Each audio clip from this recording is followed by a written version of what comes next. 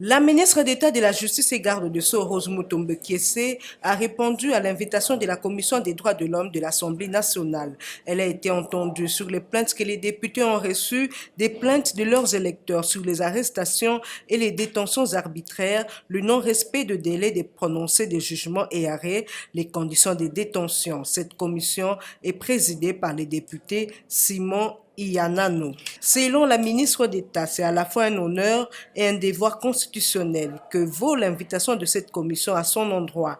En effet, il est un honneur que les dignes et légitimes représentants du peuple s'intéressent à un secteur d'activité aussi vital qu'est la justice.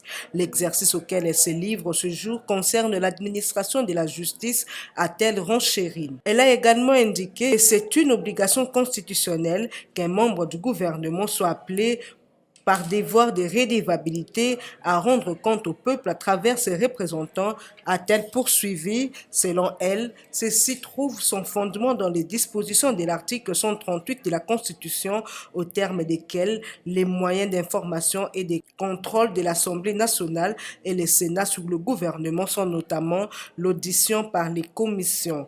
Les thématiques pour lesquelles la dite commission attend des éléments de réponse concernant pratiquement toute la chaîne pénale qui partent de la procédure préjuridictionnelle. En effet, cet article, in fine, indique clairement que lorsque le ministre de la Justice exerce son pouvoir d'injonction sur le parquet en saisissant le procureur général près de la Cour de cassation, l'auditeur général des forces armées de la République ou le procureur général près la Cour d'appel, il ne doit pas interférer dans la conduite de l'action publique.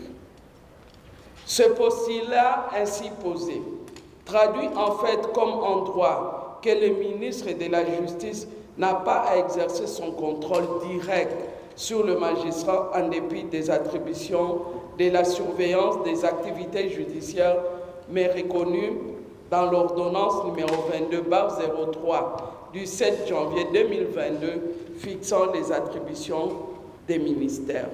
Par ailleurs, c'est aussi important de rappeler à l'attention de l'auguste commission que même la discipline des magistrats est assurée par le Conseil supérieur de la magistrature à travers les chambres disciplinaires. L'article 49 de la loi organique numéro 06/020 du 10 octobre 2006 portant statut des magistrats, tel que modifié et complété par la loi organique numéro 15/014 du 1er août 2015 est explicite. Le ministère de la Justice et le Conseil supérieur de la magistrature comptent mener une lutte sans merci pour traquer toutes les brebis galeuses qui ternissent l'image de la justice RD congolaise.